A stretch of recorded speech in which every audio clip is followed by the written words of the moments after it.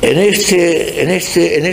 esta tarea emprendida por la Iglesia modernista de demolición de la Iglesia católica, de demolición de la Iglesia, de destrucción de la Iglesia, entró como uno de los factores principales el de la destrucción de la liturgia. La destrucción de la liturgia fue uno de los principales factores para demolir la Iglesia. En primer lugar, de la destrucción de la lengua común. Los cristianos del mundo entero rezaban en la misma lengua, el latín. Eso de que lo entendían lo dejaban de entender, pero era la lengua común de todos los cristianos. Tenía el poder de unificación en la fe y en las creencias y en la caridad a todos los cristianos del mundo entero, el universo orbe. Pero ahora se introducen las lenguas vernáculas. Cada país tiene su lengua, cada país tiene sus costumbres, cada país tiene sus creencias. Y en la lengua, en las costumbres, en las creencias y en los ritos de cada país ha de llevarse a cabo la liturgia. Resultado y consecuencia. En cada país, en cada región y en cada lugar, pues hay unas creencias completamente distintas. Porque como dice el adagio, les orandi, les credendi. Tal como se reza, tal como se lleva a cabo la liturgia, eso es aquello en lo que se cree, en lo que se acaba creyéndose. Pero, para abreviar, la gran ofensiva de demolición de la Iglesia. Alguien se preguntará por qué estoy hablando de todo esto. Decíamos al principio que hablar de la fiesta de la Eucaristía era un contexto en el que la idea de la Eucaristía, la realidad de la Eucaristía y la fe en la Eucaristía ha sido eliminada, destruida radicalmente del ánimo y del corazón de todos los fieles, no tiene mucho sentido. O en todo caso hay que hablar de esta fiesta encuadrándola en su debido contexto histórico, que es lo que estamos haciendo, aunque a muchos les escandalice. Decíamos que dentro de esta tarea de demolición de la Iglesia, que comenzó cuando quieran los historiadores, pero no cabe duda que el momento clave en el que comenzó la gran ofensiva fue el discurso de Juan 23. Dentro de esta tarea de demolición entra la gran ofensiva contra todos los sacramentos. La ofensiva contra los sacramentos. La Iglesia ha sido mortal, radical y definitiva. Además, hay que reconocer que ha sido llevada a cabo con tal cuidado y con tanta eficiencia que prácticamente ha logrado todos los frutos que pretendía lograr. En primer lugar, la eliminación del bautismo, la eliminación de la necesidad del bautismo. Ya no es necesario el bautismo, ya no es necesario porque todos los hombres que nacemos en este mundo, por el hecho de formar parte de la naturaleza humana, estamos automáticamente salvados. Porque desde el momento en que nuestro Señor Jesucristo se hizo hombre y tomó sobre sí la naturaleza humana,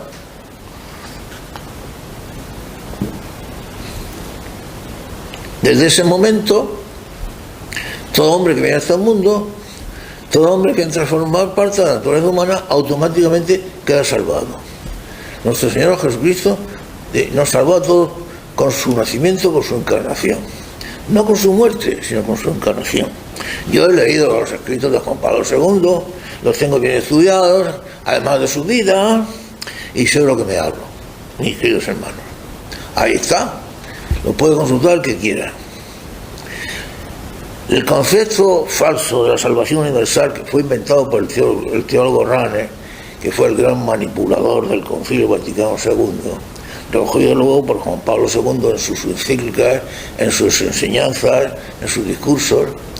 Y a partir de ese momento, si los hombres nos salvamos automáticamente por el hecho de nacer como hombres, pues ya no es necesario el bautismo. Entonces las palabras de nuestro Señor Jesucristo, como tantas otras, pues ya no tienen ningún sentido.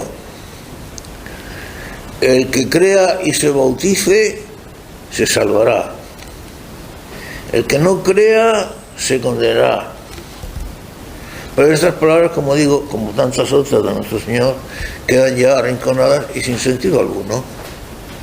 Por obra y gracia de Rahner y de Juan Pablo II y de sus seguidores luego, que de la Ratzinger piensa igual, pensaba lo mismo, Benedicto XVI y tantos otros, y la Iglesia actual, la Iglesia modernista. Esta destrucción de todos los sacramentos dentro de esta gran ofensiva emprendida contra la Iglesia Católica tiene lugar no de un modo lineal y de menos a más, sino de un modo circular y simultáneo.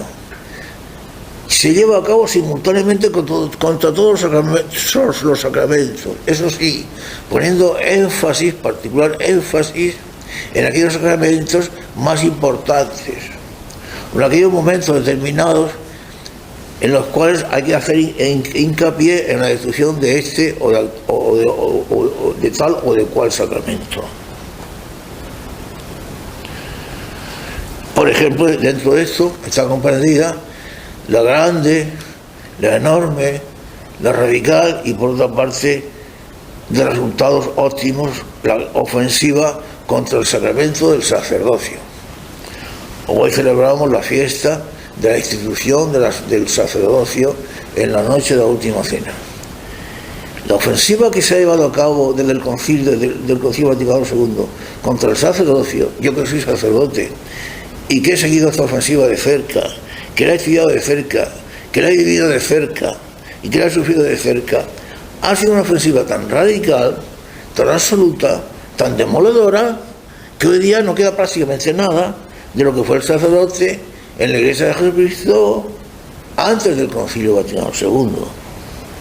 Se empezó ya con el comienzo del concilio con la difusión de la doctrina de la crisis de identidad sacerdotal, según la cual doctrina el sacerdote no sabía ni lo que era, ni para qué estaba, ni cuál era su función ni su papel en la Iglesia. Esta doctrina, que tuvo lugar hacia los años 60 y tantos, acabado el concilio, cobró tal auge y tal difusión en el mundo eclesial que prácticamente determinó la salida del sacerdocio de cientos y de miles de sacerdotes. Yo he presenciado todo eso, lo he vivido todo eso, hermanos míos amados. No estoy hablando de oídas. Esa doctrina fue inventada por los teólogos modernistas que fomentaron y que llevaron a cabo el Concilio Vaticano II y que después del concilio siguieron haciendo su labor demoledora. Llegó un momento en que los sacerdotes ya no sabían ni qué eran, ni para qué estaban, ni qué significaban, ni cuál era su papel, ni su cometido dentro de la Iglesia de Jesucristo. ¿Para qué sirvo yo? Ese momento además coincidió, la doctrina realmente trabajó con eficiencia y con gran astucia, coincidió con el momento de la exaltación de los seglares. Los seglares tenían más importancia que los sacerdotes. El seglar en la Iglesia de Dios, el seglar se llegó a decir, ha vivido oprimido durante 20 siglos por el clero, esclavizado, oprimido por el clero durante 20 siglos. Ha llegado la hora ya de los seglares. Y entonces ocurrían cosas extraordinarias. Yo sé de cierto obispo, mejor dicho, arzobispo, que llegó a decir con gran seriedad en aquella época, y yo lo conozco, que decía que en el Vaticano la Guardia Suiza saludaba cuando pasaba por delante de ellos un seglar, pero no hacía ningún caso ni saludaba cuando pasaba por delante de ellos un sacerdote. Fue el momento en que aparecieron lo que yo llamo los sacerdotes sacristanes, los sacerdotes predicando, los sacerdotes haciendo lectura de la misa, los sacerdotes distribuidores a la comunión, los sacerdotes mangoneando en la iglesia, creyéndose más importantes que el sacerdote, y el sacerdote acoginado, asustado, empequeñecido. Los sacerdotes sacristanes. Por otra parte, la profusión y la abundancia de los ministros eucarísticos. Llegó un momento en la iglesia, un momento que actualmente lo estamos viviendo, en que prácticamente todo el mundo podía dar la comunión. Es curioso y hasta cómico, porque todas estas cosas no dejan de carecer de comicidad. Yo me acuerdo cuando empezaron a abrir la mano con la permisión para que los seglares distribuyeran la Sagrada Eucaristía, pues era una permisión muy estricta. Se dice solamente en aquellos lugares y países donde la costumbre esté establecida. Solamente por aquellos seglares se hacía una lista de los seglares que podían distribuir la Sagrada Comunión, una lista de 5 o 6 tipos de seglares que podían distribuir la Sagrada Comunión. A los pocos meses, la lista de 5 o 6 de seglares que podían distribuir la Sagrada Comunión eran 50 o 60, y al poco tiempo eran lo menos 500, y en la actualidad es todo el mundo. Me acuerdo de un día que estaba yo en la iglesia de mi pueblo a media tarde haciendo la oración. Claro, yo, como soy tan viejo, y he vivido otras épocas y otras costumbres y otra fe, pues claro, estaba yo en la iglesia de mi pueblo haciendo la oración en la capilla del Santísimo. Oye, también se había establecido la costumbre de quitar el Santísimo del altar mayor y ponerlo a un rincón de la iglesia. Y veo que llega una señora de la calle, yo no conocía de nada, yo además estaba en mi pueblo de paso. Y llega una señora de la calle, abre el sagrario, por lo visto estaba la llave ahí al uso de todos, self-service, sírvase cada cual. Y llega, abre su bolso de mano, saca unas cuantas hostias sagradas, las mete en su bolso de mano, vuelve a cerrar el sagrario, cierra el bolso de mano y se vuelve a ir a la calle. No sé a dónde iría. De tal forma fue valorizado el laicado que al mismo tiempo y en consecuencia y en proporción fue desvalorizado el sacerdocio.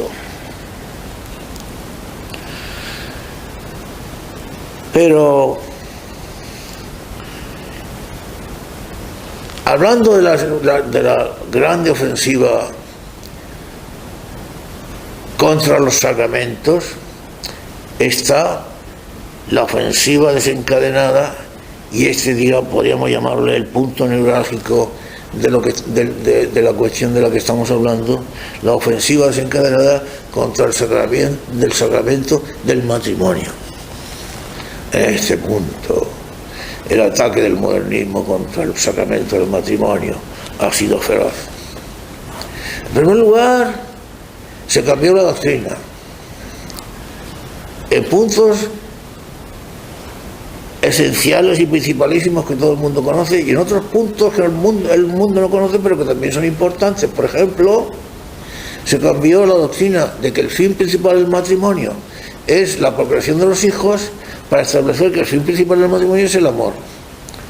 Bueno, efectivamente uno de los fines del matrimonio es el amor, ¿qué duda cabe?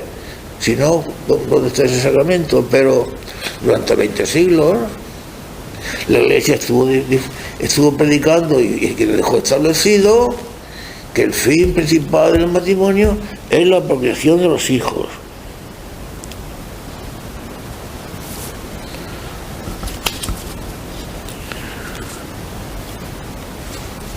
Por otra parte, y esto lo sabéis todos, hermanos queridos, muy queridos, se atacó la doctrina establecida por nuestro Señor Jesucristo con respecto al matrimonio, de su indisolubilidad. El matrimonio es indisoluble, un solo hombre con una sola mujer y para toda la vida, porque este hombre y esta mujer que se han prometido amor, y el amor es auténtico, es verdadero, el amor es para siempre, el amor no tiene condiciones. El amor no es para llevarlo a cabo los lunes, miércoles y viernes, pero no los martes, jueves y sábados. El amor no es para, como los melones, para llevarlo a cabo a la cata. Si me conviene bien, si nos vamos a casar, si me conviene bien, si no nos conviene, pues mal. La promesa de amor que se dan o que se daban un hombre y una mujer era eterna, era total, era sin condiciones, era para siempre, como son las promesas de amor verdadero. Se atacó la indisolubilidad del matrimonio y se atacó la enseñanza de Jesucristo, bien claro. El que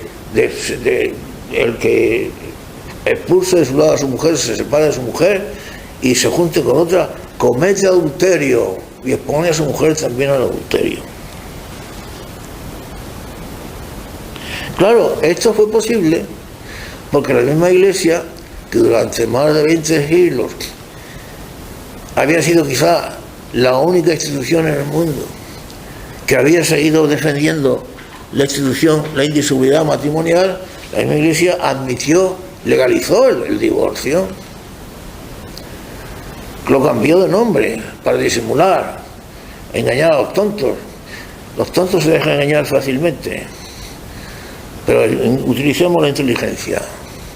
A partir del momento en que la Iglesia legalizó el divorcio, pues cualquiera puede ir a la parroquia próxima a presentar cualquier subterfugio, decir, bueno, es que cuando yo me casé, pues no estaba en la totalidad, en mi sentido, no era un hombre maduro, no era una mujer madura, y por lo tanto mi matrimonio era nulo, pues nulo, ya está, su matrimonio anulado. La Iglesia Católica ha admitido en realidad lo que llaman la nulidad del consentimiento matrimonial, pero la realidad es el divorcio. Y no solamente eso, sino claro, una vez que se ha abierto la brecha y se ha vuelto uno de espaldas a la ley de Dios y se ha burlado del mismo Dios, pues viene todo lo demás. Después de legalizar el divorcio y negar la indisolubilidad matrimonial, pues se ha llegado a legitimar los matrimonios, los llamados matrimonios sexuales, que se ha llegado a legitimar los llamados que no son tales ni pueden serlo, porque eso es una aberración. Los matrimonios homosexuales, un hombre con un hombre, una mujer con una mujer, pues sí. Hasta el mismo Santo Padre, el Vaticano, recibe con todos los honores a los matrimonios homosexuales. Claro, nosotros lo está publicando la prensa con fotografías y con vídeos todos los días. Los llamados matrimonios homosexuales. Hasta esa aberración, a ese lugar de aberración se ha llegado, de bajeza. Más todavía, por si eso fuera poco, se ha llegado a legitimar un pecado que nuestro Señor lo había establecido como tal pecado, y el pecado gravísimo, el adulterio. Ahora, un señor que se haya separado, o una señora que se haya separado del otro cónyuge y se haya unido con otro, y se haya casado o dejado de casar, o que viven juntos en forma matrimonial, o sea, en adulterio, pues se lo reconoce como situación legítima, como situación formal, como que es una situación que la Iglesia acepta plenamente, e incluso se les administra el sacramento de la Eucaristía. ¡Horror! Eso sí que es una auténtica profanación y una auténtica blasfemia. Y así se legitima el adulterio, y de hecho hoy día está legitimado el adulterio. De manera que, como digo, el ataque contra el matrimonio ha sido feroz. Pero es que aún ha sido peor, si cabe, el ataque contra los sacramentos de la confesión y de la Eucaristía. Precisamente hoy estamos en la fiesta de la institución de la Eucaristía. El ataque contra el sacramento de la confesión ha ido de mano con el ataque contra el sacramento de la Eucaristía. La razón es por esto, porque una vez anulados los conceptos del pecado, ya no existe el pecado, porque la conciencia humana es autónoma, no depende de ninguna ley exterior a ella. Cada uno decide en su propia conciencia lo que es honesto, lo que es deshonesto, lo que es pecado, lo que no es pecado, lo que es bueno, lo que es malo. Una vez destruido el concepto del pecado, pues en ese caso, y destruido también el concepto del sacrificio, pero hermanos míos, muy amados, podéis suponer lo que eso significa. Éramos enemigos de Dios por el pecado, estábamos condenados a la condenación eterna, y Jesucristo, con su muerte, con el sacrificio de la cruz, con su amor demostrado hasta la muerte en el sacrificio de la cruz, nos salvó a todos. Pues bien, la idea del sacrificio eliminada por completo. En ese caso, desaparecida la idea del sacrificio, desaparecido el concepto del pecado por el sacramento de la confesión y el sacramento de la Eucaristía, prácticamente quedan eliminados. Juan Pablo II aprobó el camino catecumenal. El camino catecumenal elimina de la misa la idea del sacrificio. Jesucristo no nos redimió con su sacrificio en la cruz. Eso eliminado. El mismo Ratzinger decía, y vuelvo a Benedicto XVI, decía que no se puede admitir que Dios Padre llegara hasta la crueldad de permitir que su Hijo muriera en un suplicio vergonzoso como el de la cruz. Es lo mismo que dice el camino catecumenal.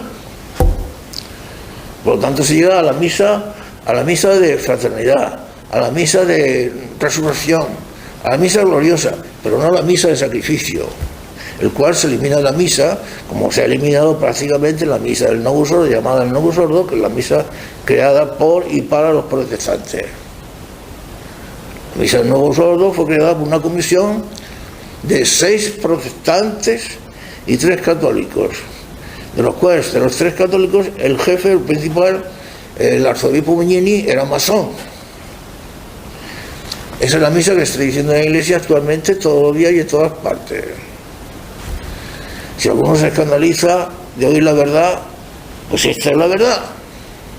Que se escandalice. La verdad es la verdad, aunque nadie lo diga. Pase lo que pase, hasta la consumación de los tiempos.